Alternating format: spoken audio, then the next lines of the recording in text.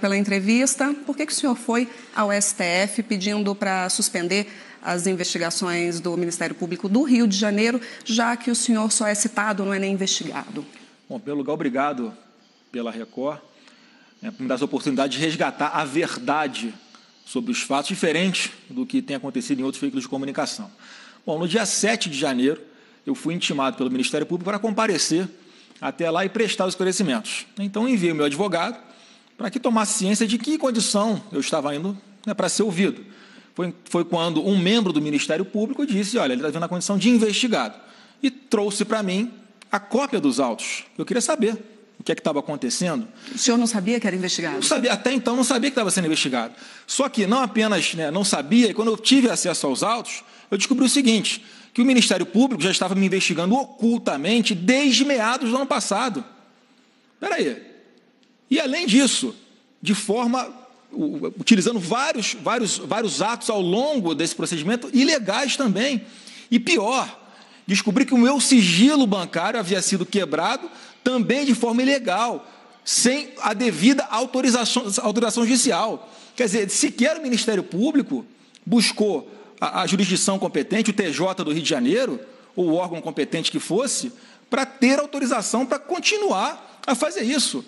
E eu estou há muito tempo querendo esclarecer, eu sou maior interessado em esclarecer isso tudo. Agora, quando eu me deparo com isso, eu falo, espera aí, estão em busca da verdade ou é alguma outra coisa? Quer dizer que só porque eu sou filho do presidente, a lei não vale para mim? Eu não quero privilégio nenhum, nunca usei das prerrogativas de deputado para nada. Agora, eu quero ser tratado dentro da lei e dentro da Constituição, que a gente vai jogar um jogo de futebol, e aí o seu time pode fazer gol de mão, e eu tenho que aceitar? Quer dizer, a regra tem que existir, a lei tem que existir para todo mundo. Não estou me escondendo atrás de foro nenhum. É uma questão muito simples. O Ministério Público deveria, ao tomar conhecimento que eu fui eleito senador, e repito, não estou usando de prerrogativa nenhuma, é o que está na lei, ele deveria ter informado isso ao Supremo Tribunal Federal, que, conforme decisão do próprio Supremo, é o órgão competente para dizer, olha, essa investigação tem que ficar do Rio de Janeiro, ou essa investigação tem que ficar em Brasília, para aí sim dar prosseguimento nos demais atos da investigação. Então, a ideia de fazer isso foi simplesmente para que cumpríssemos essa obrigação legal e estivéssemos obedecendo o próprio entendimento do Supremo Tribunal Federal em sua decisão sobre o foro, sobre qual é o foro competente, que está escrito que eles têm que analisar caso a caso qual é a competência.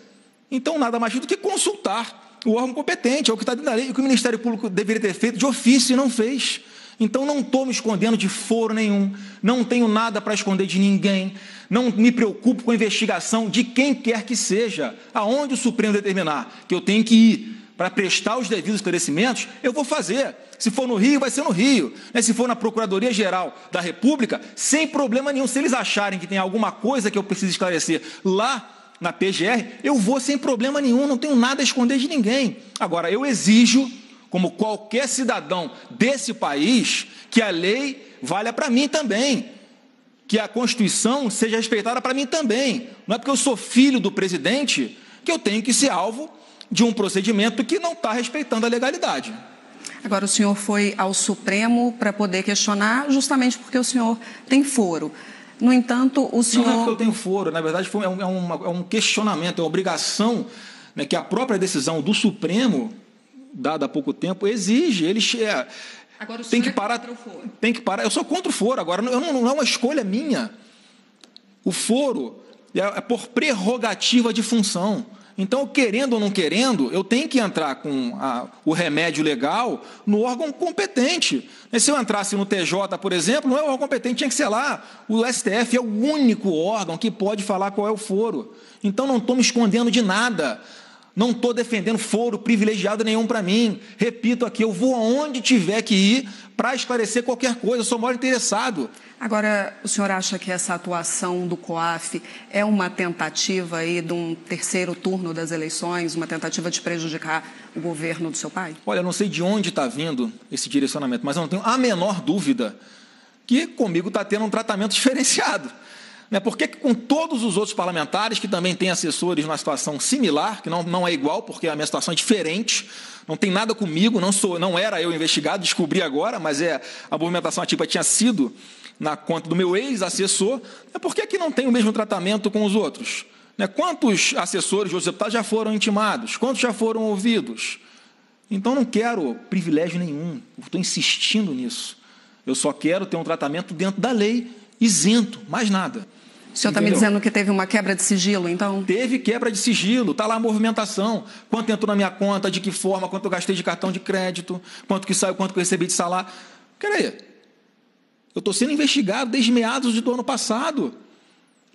Repito, o Ministério Público não tem que me informar que eu estou sendo investigado, mas a partir do momento que eles me trazem para dentro disso e me omitem, ocultam qual é a verdadeira situação que eu estava sendo investigado, é uma contradição, porque até então o Ministério Público vinha dando declarações de que eu não era investigado, era só meu ex-assessor.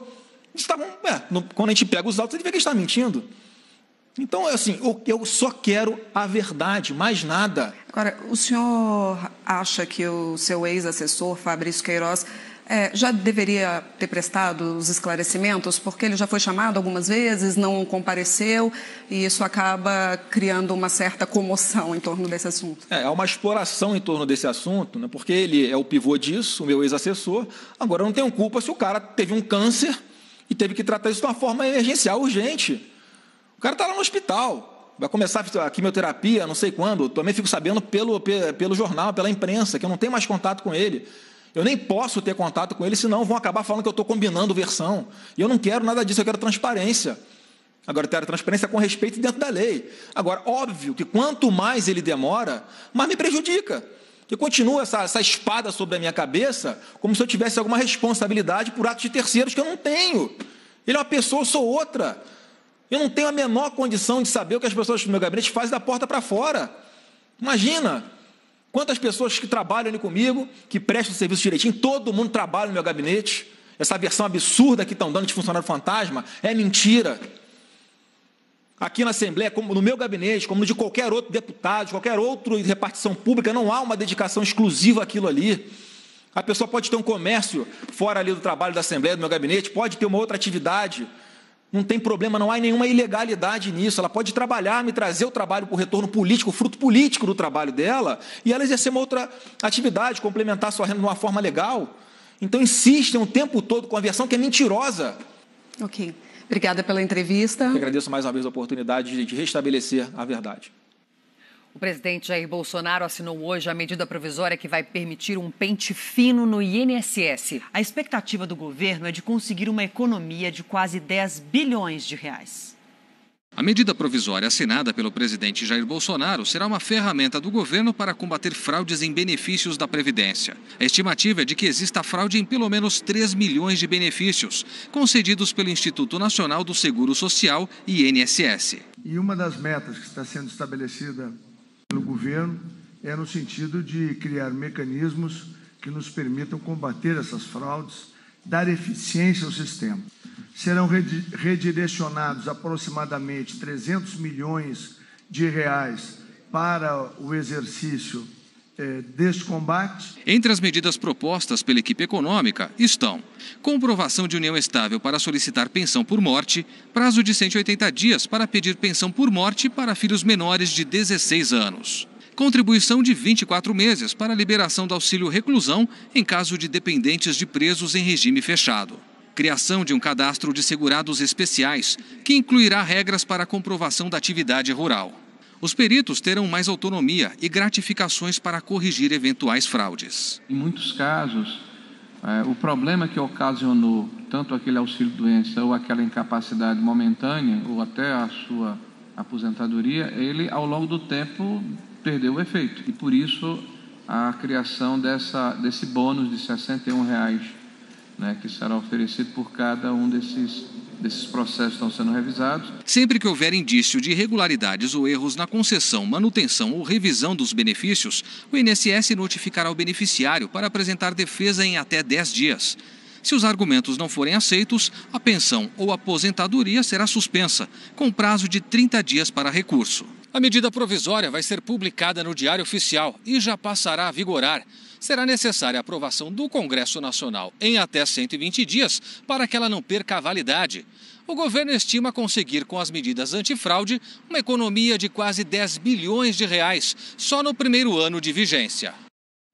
O BNDES, Banco Nacional de Desenvolvimento Econômico e Social, divulgou hoje pela primeira vez a relação de seus 50 maiores clientes. 10 dias após tomar posse, o presidente do BNDES, Joaquim Levy, cumpriu o que prometeu: uma maior transparência nas informações sobre o banco. Hoje foi divulgada a lista das empresas que mais emprestaram dinheiro do Banco Nacional do Desenvolvimento Econômico e Social. O presidente Jair Bolsonaro classificou como a caixa preta do BNDES. A campeã da lista de credores é a Petrobras, com 62,4 bilhões de reais, seguida pela Embraer, Norte Energia, que é um consórcio de empresas responsável pela construção da hidrelétrica de Belo Monte, e a empresa Vale. Em quinto lugar, aparece a Odebrecht, uma das principais empreiteiras do país, mergulhada em denúncias de corrupção e alvo da Operação Lava Jato. Também são credores bancos estatais e gigantes da iniciativa privada. O ranking completo, com as 50 empresas, está na página do BNDES na internet, uma consulta pública e de fácil acesso. É a primeira vez que esses dados são disponibilizados ao público de maneira direta. Quem recebe e quanto cada um captou do banco. A lista dos clientes do BNDES revelou uma concentração de recursos para grandes companhias, política bem diferente do que pretende a nova direção do banco: apostar nas pequenas e médias empresas para abrir novos postos de trabalho.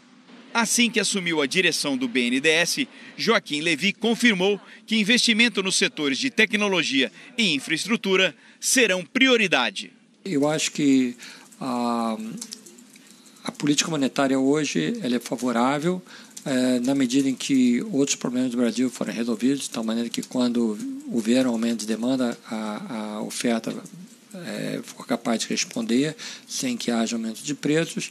Isso cria oportunidades muito interessantes de uma democratização do crédito, com impacto positivo na capacidade das empresas médias brasileiras crescerem.